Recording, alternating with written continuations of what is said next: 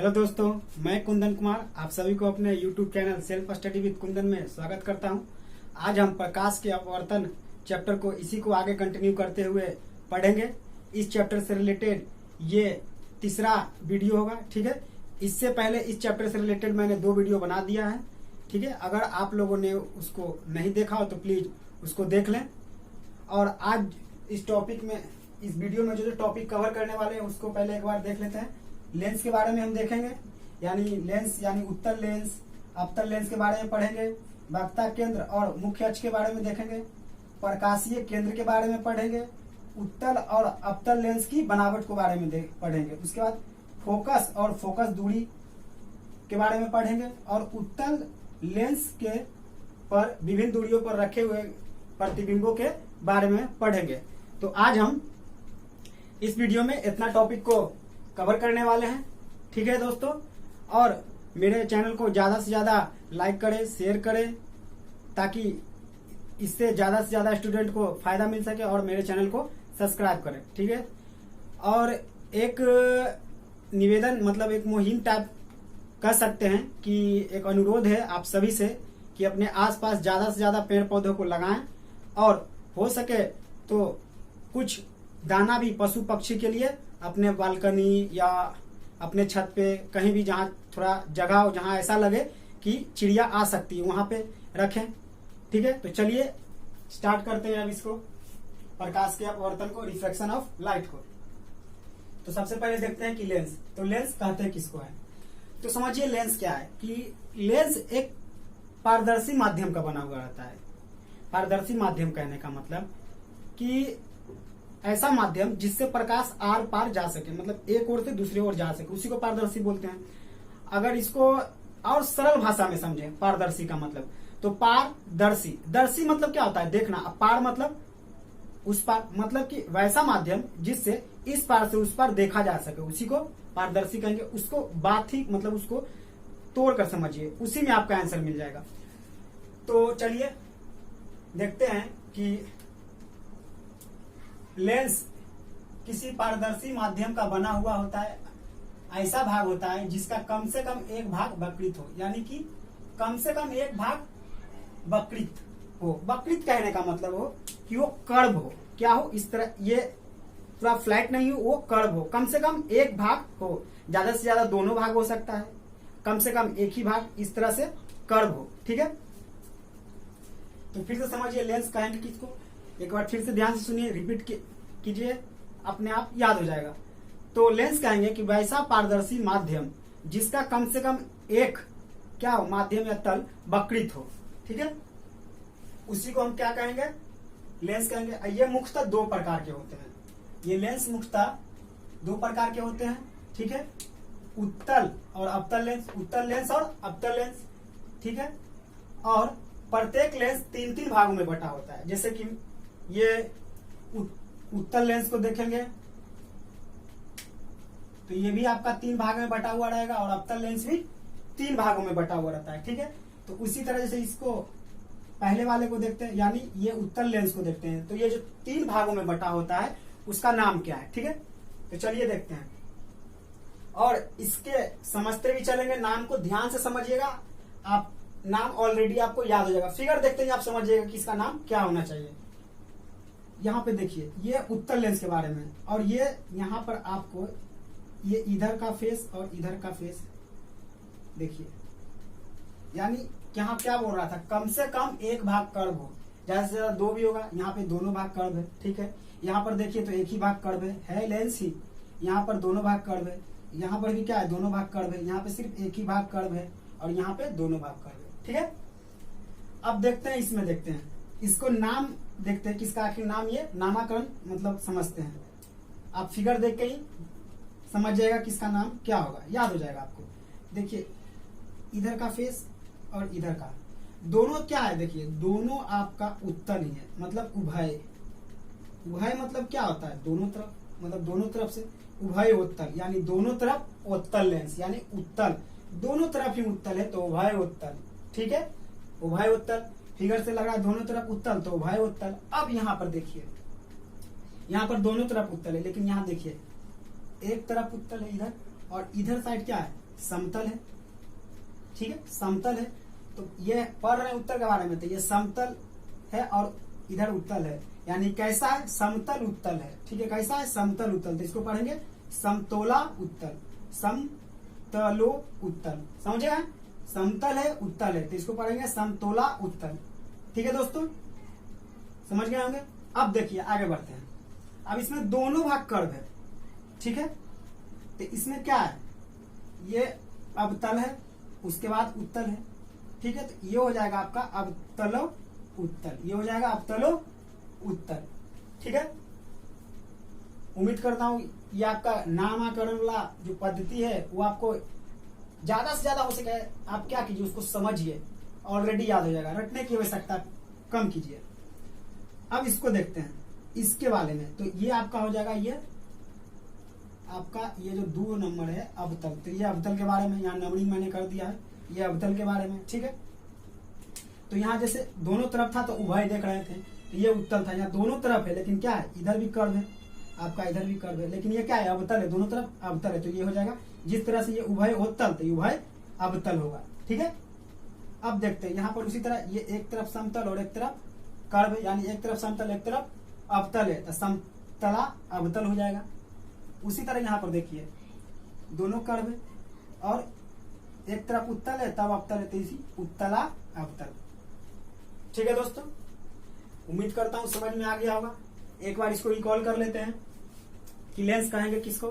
तो देखिए लेंस किसी पारदर्शी माध्यम का बना होता है, जो ऐसा भाग होता है जिसका कम से कम एक क्या माध्यम कर्व हो। उसके बाद लेंस 2 तरह के होता है, उत्तल लेंस और अवतल लेंस, और ये दोनों 3 भागों में बटा होता है। पहला अभी देखें उभय उत्तल, समतलो उत्तल, अवतला उत्तल।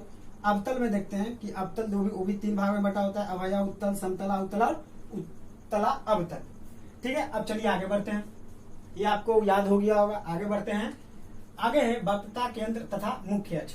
देखिए इससे पहले जो चैप्टर नंबर 1 है वो प्रकाश का परावर्तन, ये प्रकाश का अपवर्तन, दोनों चैप्टर को आप कंपैरिजन करके तुलनात्मक अध्ययन कीजिए, तो आपको क्या होगा, दोनों में ज्यादा समझ और कंपैरिजन करके पढ़िएगा तो आपको ज्यादा बेटर से समझ में आएगा। जैसे यहाँ देखिए वहां भी हम क्या पढ़े थे, वक्रता केंद्र और मुख्य अक्ष, यहाँ भी पढ़ेंगे, ठीक है। तो यहाँ थोड़ा सा डिफरेंस है, वहां मिरर के संबंधित पढ़ रहे थे, दर्पण के संबंधित, और यहाँ लेंस से संबंधित पढ़ेंगे।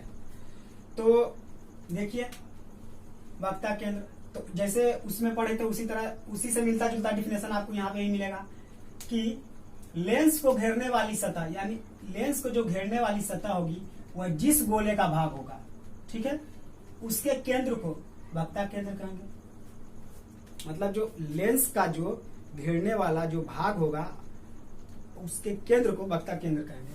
यानी लेंस को घेरने वाले सतह जिस गोले का भाग हो उसी के केंद्र को वक्रता केंद्र कहेंगे, तथा लेंस के वक्रता केंद्र से और लेंस के जो वक्रता केंद्र से गुजरने वाली जो रेखा होगी उसको मुख्य अक्ष या प्रधान अक्ष कहेंगे, ठीक है। अभी क्या देखें कि लेंस को घेरने वाली सतह, ठीक है, जिस गोले का भाग होता है उसको जिस गोले का भाग होता है उसके केंद्र को वक्रता केंद्र कहते हैं, और वक्रता केंद्र से गुजरने वाली रेखा को क्या कहते हैं, मुख्य अक्ष या प्रधान अक्ष। तो जैसे कि यहाँ पर देखते हैं, समझते हैं इसी चीज को, डिफिनेशन को जो एग्जांपल में समझते हैं कैसे। देखिए ये लेंस है, पहले ये उत्तल लेंस का आपका मॉडल हो गया और ये अवतल का। तो डिफिनेशन में क्या पढ़ा है कि लेंस के सतह, ठीक ना, घेरने वाली जो सतह है, लेंस को ये घेरने वाली सतह है, और ये जिस गोले का भाग होता है तो ये किस गोले का भाग होगा। जैसे कि ये आपका है ये, तो ये किस गोले का भाग होगा, तो ये इस तरह से, तो इसको हम डॉट डॉट से अगर मिला देते हैं पूरा तो एक गोले का भाग हो गया, यानी इस गोले का ये इतना भाग है। उसी तरह इसको भी मिला देंगे तो ये इस गोले का इतना हिस्सा भाग है, ठीक है। जैसे समझिए ये गोला और इसको हम यहाँ से इसे मिटा देते हैं तो ये गोले का ही भाग ही है ना, ये जो बना, तो वही फिगर यहाँ पे। तो ये जिस गोले का भाग है, ठीक है, उसके केंद्र, तो किसके केंद्र, इस गोले के भाग के केंद्र को ये हो गया, इस गोले के भाग का केंद्र ये हो गया, ठीक है। इसी केंद्र को वक्रता केंद्र कहेंगे, ठीक। इसको C1 यानी सेंटर 1, इसको C2 यानी सेंटर 2 मानेंगे। सेम उसी तरह देखते हैं, यहाँ भी लेंस की जो सतह है उस जिस गोले का भाग है उसको हम बना लेंगे। यहाँ भी देखिए ये आपका क्या हो जाएगा, सेंटर हो जाएगा। इसको सेंटर 1, इसको सेंटर 2 मानेंगे। और इससे जो मुख्य अक्ष यानी इससे गुजरने वाली रेखा को मुख्य अक्ष या प्रधान अक्ष कहेंगे।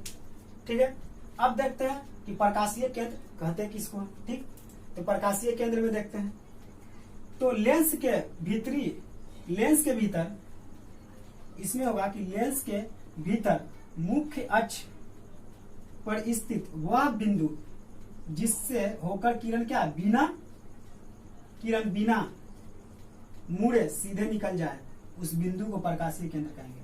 मतलब समझिए, लेंस के भीतर एक ऐसा बिंदु जिससे किरण अगर गुजरे तो उससे बिना मुड़े हुए उससे सीधे निकल जाए, उस बिंदु को जहां से वो निकल जाएगी उस बिंदु को प्रकाशीय केंद्र कहेंगे, यानी सेंटर कहेंगे, प्रकाशीय सेंटर। फिर से समझिए, लेंस के भीतर उसके मुख्य अक्ष के परिस्थित यानी उसके मुख्य अक्ष पर स्थित वह बिंदु जिससे होकर किरण बिना मुड़े निकल जाए, ठीक है, यानी सीधे निकल जाए, उसी को क्या कहेंगे, प्रकाशीय केंद्र कहेंगे। जैसे कि यहाँ पर समझिए एग्जाम्पल में ये आपका क्या हो गया, ये आपका हो गया मुख्य अक्ष। अभी पढ़े थे कि वक्ता केंद्र से होकर गुजरने वाली रेखा को मुख्य अक्ष कहेंगे। ठीक, और यहां से जो किरण गई तो इस पॉइंट को देखिए, इस पॉइंट पे यहां से गई लेकिन बिना मुड़े क्या है, सीधे निकल गई। तो इसी बिंदु को हम कहेंगे प्रकाशीय केंद्र। ठीक है, इसी बिंदु को क्या कहेंगे, प्रकाशीय केंद्र। इधर वाले को फिर से रिवीजन कर लेते हैं। वक्ता केंद्र और मुख्य अक्ष कहेंगे किसको, तो लेंस के बाहरी सतह जिस गोले का भाग होता है उस गोले के केंद्र को यानी कि उसके केंद्र को वक्ता केंद्र कहते हैं। और इससे गुजरने वाली रेखा को मुख्य अक्ष या प्रधान अक्ष कहते हैं। एग्जाम्पल में जैसे देख लिए, प्रकाशीय केंद्र कहेंगे किसको, तो लेंस के भीतर ठीक मुख्य अक्ष पर वह बिंदु जिस पर प्रकाश बिना मुड़े निकल जाए, ठीक उस बिंदु को क्या कहेंगे, प्रकाशीय केंद्र कहेंगे। ठीक है, चलिए अब देखते हैं उत्तल लेंस के बनावट को।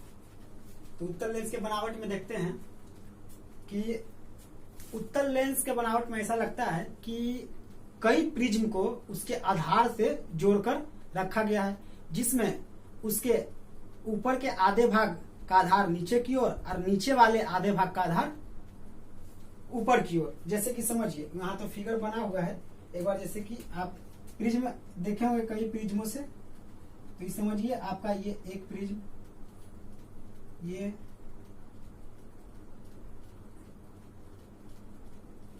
दूसरा प्रिज्म। ठीक है, प्रिज्म इसी तरह होता है। इसको अगर हम काट देते हैं तो ये इस तरह से हो जाएगा। इसको भी यहां से काट दें और इसको भी देखिए, तो उत्तल लेंस इसी तरह का होता है। लगता है कि कई सारा प्रिज्म है, कई सारे प्रिज्म का हिस्सा को जोड़ कर रखा गया। जोड़ा हुआ कैसे, आधार से। देखिए ये आधार से जुड़ा गया है और यहाँ पे बोल रहा है ये आधा हिस्सा है। ऊपर वाले आधे हिस्से का आधार कहाँ है, नीचे। और ये नीचे वाले का जो आधा हिस्सा है उसका आधार कहाँ है, ऊपर है। ये इसका आधार कहाँ है, ये देखिए ये इसका आधार ये यानी नीचे, और इस वाले का आधार कहाँ है, यहाँ यानी कि ये ऊपर। ठीक है, तो जस्ट वही चीज है यहाँ पर कि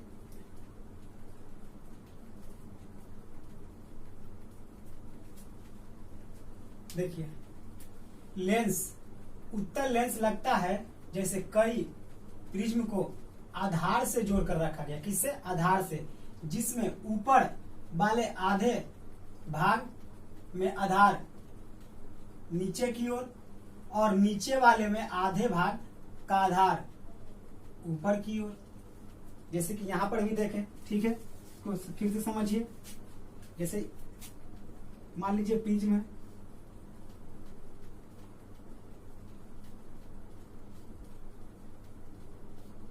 ठीक, इसको काट देते हैं, इसको भी काट देते हैं। देखिए लग रहा है कई प्रिज्मों को आधार से मिलाकर रखा गया तब उत्तल लेंस बना है। और ये यहां से समझिए ये ऊपर वाले का आधा भाग, तो ऊपर वाले का आधा भाग यानी दोनों को आधार से जोड़ के रखा हुआ है। तो ऊपर वाले का आधे भाग का आधार कहाँ है, आधार इसका यहाँ पे नीचे है। और ये यहाँ ये इसका नीचे वाले प्रिज्म यानी नीचे वाले का आधार कहाँ है, ऊपर। ठीक है, वही चीज यहाँ पे लिखा हुआ है। जिसे इस तरह से यहाँ पे बना हुआ है। और देखिए जब इससे किरण जाएगी तो अपवर्तन के बाद सब एक ही बिंदु पे मिलेगी, सब एक बिंदु पे मिल रही है यहाँ पे, और जहां पे मिलेगी उसको क्या बोलेंगे, फोकस बोलेंगे। और एक बिंदु पर मिलने के कारण इसको हम उत्तल लेंस को हम अभिसारी लेंस भी बोलते हैं, ठीक है। क्योंकि अपवर्तन के बाद सभी किरणें एक ही बिंदु पे मिल रही है, एक ही बिंदु पे प्रतिच्छेद कर रही है, इसीलिए इसको हम अभिसारी लेंस कहेंगे, ठीक। जस्ट इसका उल्टा होगा आपका अवतल दर्पण में। उसमें क्या होगा, आधार से जोड़कर रखा हुआ है इसमें, तो अवतल में क्या होगा, शीर्ष से जोड़कर रखा हुआ होगा। इसमें आधे भाग का आधार नीचे है, तो उसमें क्या होगा, आधे भाग का शीर्ष नीचे होगा, और नीचे वाले हिस्से का आधार ऊपर है, तो उसमें क्या होगा, नीचे वाले हिस्से का शीर्ष ऊपर होगा, ठीक है। और इसमें क्या होगा कि बिंदु एक ही जगह मिल रहा है अपवर्तन के बाद, और उसमें क्या होगा कि वो मिलेगा नहीं बल्कि वहां से अलग हो जाएगा, ठीक है। तो ज्यादातर स्टूडेंट को कंफ्यूजन इसमें होता है, जैसे डायरेक्ट ऑब्जेक्टिव एग्जामिनेशन हॉल में पूछ दिया जाता है क्वेश्चन पेपर में कि उत्तल लेंस को अभिसारी लेंस कहेंगे किसको, उत्तल लेंस को, अवतल लेंस को, उभय अवतल को, इस तरह से। तो याद तो करके जाते हैं, लेकिन कंफ्यूजन में कभी गलत भी मारा जाता है। तो एक ट्रिक है, ट्रिक क्या है मैंने ही बनाया, बहुत ही अटपटा टाइप का ट्रिक है, तो समझिए, से बता देता हूं आपको वो ट्रिक कि उत्तल लेंस को अभिसारी लेंस क्यों कहते हैं। तो ट्रिक ये है कि समझिए, अभिसारी और उत्तल, ठीक है, उत्तल को अभिसारी कहते हैं। तो अभी उलट के पहना साड़ी, ठीक है, अभी उलट के पहना साड़ी, ठीक है, तो अभिसारी हो जाएगा, और उलट के यानी उत्तल हो जाएगा। मतलब कि क्या होगा, उत्तल लेंस को अभिसारी लेंस कहेंगे, यानी जो बच गया अवतल उसको अपसारी बोलेंगे, ठीक है। फिर से रिकॉल कर देते हैं आपको ट्रिक कि उलट के पहना साड़ी, यानी अभी उलट के पहना साड़ी, यानी अभिसारी किसको बोलेंगे, उत्तल लेंस को। तो यहाँ से एक ट्रिक से आप ये याद कर लीजिएगा कि उत्तल लेंस को अभिसारी लेंस कहेंगे, तो ऑलरेडी आपको ये दिमाग में आ जाएगा कि अवतल वाले को क्या कहेंगे, अपसारी, ठीक है। तो ये आपको समझ में आ गया होगा उत्तल लेंस का बनावट। अब देखते हैं अवतल लेंस का बनावट। जैसे कि अभी अवतल लेंस में मैंने आपको बताया है, इसमें होता क्या है कि देखिए, इसमें आधार से जोड़कर रखा हुआ था, तो इसमें क्या होगा, आपको शीर्ष से जोड़कर रखा हुआ, देखिए ये शीर्ष से जोड़कर रखा हुआ जाएगा। यहाँ से काट दीजिए, यहाँ से काट दीजिए, यहाँ से काट दीजिए आप, ठीक। तो ये क्या होगा, ये अवतल लेंस का बनावट है। इसमें क्या है, ये शीर्ष से जोड़कर रखा गया है, और आधे वाले भाग का शीर्ष नीचे की ओर, और नीचे वाले भाग का शीर्ष ऊपर की ओर। और इसमें जब किरण अपवर्तन के बाद क्या होगी, ये एक दूसरे से दूर हट जाएगी, ठीक है, जैसे यहाँ पे इस फिगर में दिखाया गया है। तो चलिए इसको एक बार रिकॉल कर लेते हैं कि अवतल लेंस लगता है कई प्रिज्मों के शीर्ष से जोड़कर रखा गया है, जिसके ऊपर वाले आधे भाग में आधार, ठीक, ऊपर की ओर या शीर्ष लेके चलें, नहीं तो आधार को भी लेके चल सकते हैं। से डिफिनेशन में मैंने शीर्ष से बताया था, डिफिनेशन में आधार से दिया कि ऊपर वाले आधे भाग का क्या है, आधार ऊपर है, नीचे वाले आधे भाग का आधार क्या है, सॉरी, ऊपर वाले आधे भाग का आधार ऊपर है और नीचे वाले का नीचे है। तो इसमें लिखा गया है कि, फिर से एक बार देख लेते हैं, अवतल लेंस लगता है कई प्रिज्मों को शीर्ष से जोड़कर रखा गया है, जिसके ऊपर वाले आधे भाग में आधार ऊपर की ओर और नीचे वाले भाग में आधार नीचे की ओर, ठीक है। तो इसका बनावट भी, फिगर भी आपको देखनी है। और एक चीज आप ध्यान दीजिए, जब भी इस तरह का आपको, ठीक ना, प्रकाश का है, तो ये एरो देना जरूरी है, ताकि डिनोट हो सके, दिख सके कि आखिर ये जा रही है किधर और किधर निकल रही है। यहाँ पे देखिए इस फिगर में, ये यहाँ से जाती है प्रकाश, अपवर्तन के बाद क्या होती है, ये इधर मुड़ जाती है, ये भी इधर मुड़ जाती है। तो क्या हो रहा है, ये आपस में तो मिल तो नहीं रहा है, लेकिन अगर इसको हम डॉट डॉट से मिलाते हैं, इसी लाइन को, ये इधर चला गया था, इस लाइन को अगर हम डॉट डॉट यहाँ आगे बढ़ाते हैं, फिर इस लाइन को बढ़ाते हैं, उसी तरह इन दोनों लाइन को भी डॉट डॉट से बढ़ाते हैं, तो लगता है कहीं ना कहीं बैक साइड में ये मिलेगा। तो जहां पे मिलेगा इसको क्या बोलेंगे, फोकस। और यहाँ पर देखिए, यहाँ एक्चुअल में मिल रहा है, यानी यहाँ वास्तविक रूप से मिल रहा है, यहाँ पे मिल नहीं रहा है, लेकिन ऐसा प्रतीत हो रहा है कि मिलेगा, ठीक है। इसको बैक पीछे की ओर डॉट डॉट करेंगे तो ठीक है। और अवतल लेंस को अपसारी लेंस कहते हैं। एक याद कर लीजिए, उत्तल को अभिसारी कहते हैं, तो अवतल को क्या कहेंगे, अपसारी लेंस कहेंगे। एक और नोट पॉइंट, लेंस में फोकस कितने होते हैं, 2 होते हैं। एक और नोट पॉइंट, इसको याद कर लीजिएगा, डायरेक्ट एग्जाम में पूछता है ऑब्जेक्टिव में कि लेंस में कितने फोकस होते हैं, तो लेंस में फोकस की संख्या 2 होती है। ठीक है, यहां तक उम्मीद करता हूं याद हो गया होगा। अब आगे चलते हैं, फोकस एवं फोकस दूरी। ठीक है, तो फोकस एवं फोकस दूरी कहेंगे किसको, तो लेंस के मुख्य अक्ष के समानांतर आने वाली किरणें। ठीक है, तो लेंस के मुख्य अक्ष के समानांतर आने वाली किरणें, जैसे कि देखिए मुख्य अक्ष के तरफ, ये आपका हो जाएगा क्या, मुख्य अक्ष। उसके समानांतर आने वाली किरणें, ये आपका हो जाएगा मुख्य अक्ष। ठीक, और क्योंकि ये सेंटर से होकर गुजरेगी, और उसके समानांतर ये जो किरणें आ रही है अपवर्तन के बाद। ठीक, अपवर्तन के बाद क्या हो रही है, किरणें अपवर्तन के बाद किसी बिंदु पर मिलती है, जैसे यहाँ पर मिल रही है, या मिलती हुई प्रतीत होती है, जैसे कि यहाँ पे मिल रही है लेकिन यहाँ मिल नहीं रही, यहाँ प्रतीत हो रही है।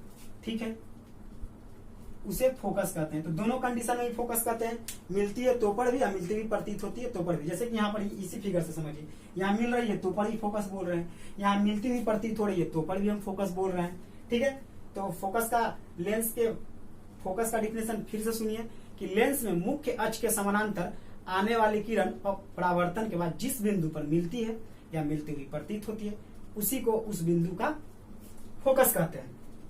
ठीक है, जबकि लेंस के फोकस और प्रकाशीय केंद्र के बीच के दूरी को फोकस दूरी कहते हैं।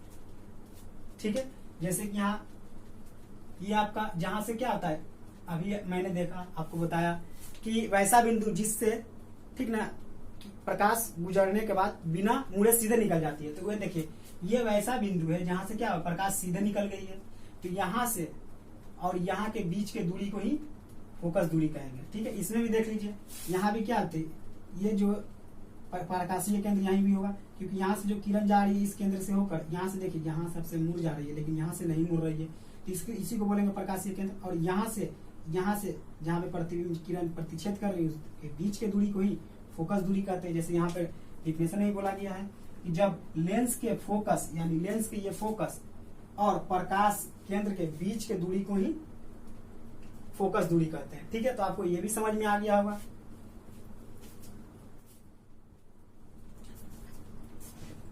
चलिए दोस्तों, अब देखते हैं कि उत्तल लेंस के सामने रखे विभिन्न दूरियों पर वस्तुओं का प्रतिबिंब क्या होगा। उत्तल लेंस पर के सामने विभिन्न दूरियों पर रखे वस्तुओं का प्रतिबिंब क्या होगा। तो सबसे पहले जब वस्तु अनंत और अनंत पर हो, तो देखिए लेंस में कितना फोकस 2 होता है, इधर वाले को ये फोकस नंबर ये 2, ठीक, और ये 1, तो इधर 1 का 1, इधर दूसरा का ये 2।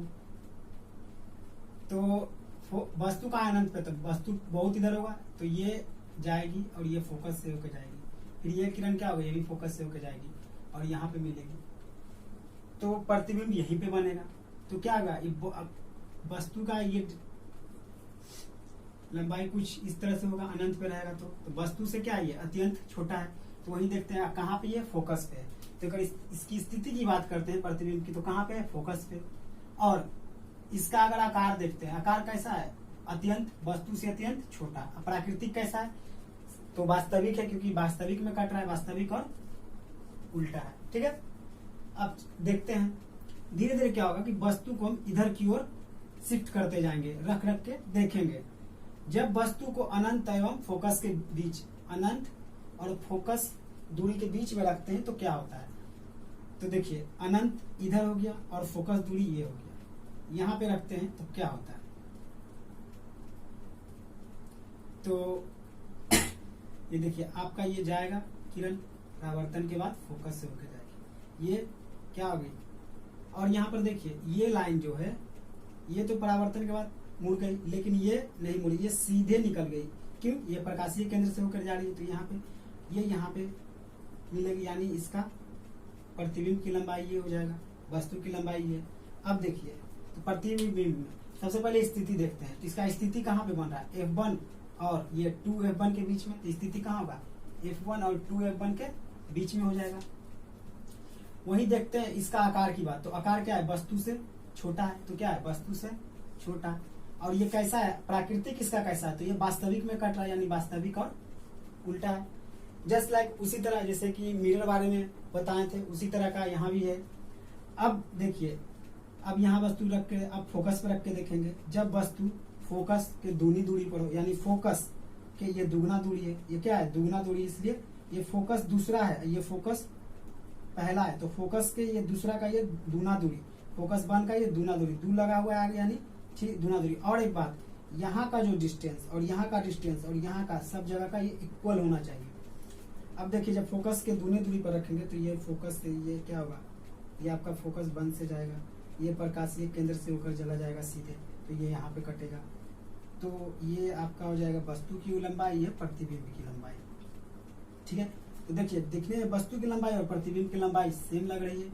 जहाँ स्थिति की बात करते हैं तो यहाँ स्थिति क्या है, 2F1 पे, यानी फोकस 1 के दूनी दूरी पर है, फोकस 1 के दूनी दूरी पर, या 2F1 भी कह सकते हैं, 2F1 पे है। आकार की बात करते हैं तो वस्तु के बराबर ही है, वस्तु के बराबर ही है।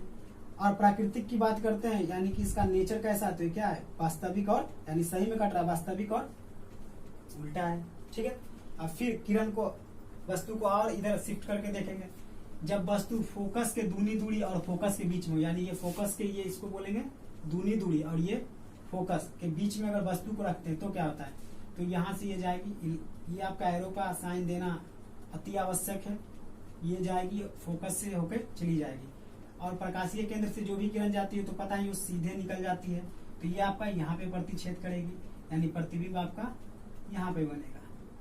ठीक है, तो ये क्या होगा, दिखने में वस्तु से ये प्रतिबिंब की लंबाई बड़ा लग रहा है। वहीं अगर इसकी देखते हैं प्रतिबिंब के बारे में, इसका स्थिति, स्थिति आपका कहाँ है, ये अनंत और 2F1 के बीच में है। इसके बाद क्या है, अनंत आ जाता है, यानी 2F1 और अनंत के बीच में। ठीक है, आकार की बात करते हैं तो ये क्या है, वस्तु से बड़ा है। और प्राकृतिक की बात करते हैं तो इसमें क्या है कि देखिए, यहाँ भी सही में वास्तविक कट रहा है, तो वास्तविक और उल्टा, जो भी वास्तविक रहेगा वो उल्टा रहेगा, और जो भी काल्पनिक रहेगा वो सीधा रहेगा। अब वस्तु को यहाँ तो रख के देख लिया, अब यहाँ पे रख के देखेंगे, यानी फोकस पे रख के देखते हैं तो क्या होता है, तो यहाँ पर देखिए, यहाँ भी परावर्तन के बाद ये फोकस से होके जाएगी, ये प्रकाशीय केंद्र से सीधे निकल जाएगी। और देखिए, ये कहीं नहीं मिल रहा है, ये क्या होता है, एक दूसरे के समानांतर जाएगी, समानांतर मतलब कहीं नहीं मिलने वाली है। तो कहीं ऐसे स्थिति में क्या है, इसको अनंत मान के चलेंगे कि स्थिति अनंत, कहीं ना कहीं अगर मिल भी सकती थी तो दम अनंत पे मिलेगी। उसके बाद आकार, तो देखिए अनंत पे मिलेगी, यानी प्रतिबिंब बहुत बड़ा होगा, मतलब अत्यंत बड़ा। ये क्या होगी, वस्तु से अत्यंत बड़ा होगा और कहीं मिलेगी तो क्या हो जाएगी, वास्तविक और उल्टा। अब ये अंतिम वाला को देखते हैं कि जब लेंस और फोकस के बीच में वस्तु रखते हैं तो क्या होता है, वस्तु को फोकस और लेंस के बीच में रखते हैं तो क्या होता है, देखिए यहाँ पे रख दिए, तो ये परावर्तन के बाद फोकस से होके जाएगी, ये प्रकाशीय केंद्र से होकर सीधे ये चली जाएगी, तो ये आगे जाके फैल रही है, आगे जाके फैल रही है, तो ये तो कभी मिलेगी ही नहीं। तो मान लीजिए हम यहाँ से अगर देखते हैं, यहाँ आंख है, यहाँ से अगर देखते हैं तो इस लाइन को अगर इधर की ओर देखते तो इसको डॉट डॉट और इस लाइन को डॉट डॉट से मिलाते तो कहीं ना कहीं मिलेगी, मतलब मिलती भी प्रतीत होगी। अगर बैक ले जाएंगे तो ये इसको ये डॉट डॉट से, यानी ये प्रतिबिंब की लंबाई ये हो जाएगी, तो इसका स्थिति क्या हो जाएगा, तो 2 अनंत पे, यानी इसका स्थिति स्थिति देखते हैं तो वस्तु की ओर, यानी वस्तु इधर है, जिधर वस्तु उधर ही प्रतिबिंब बन रहा है।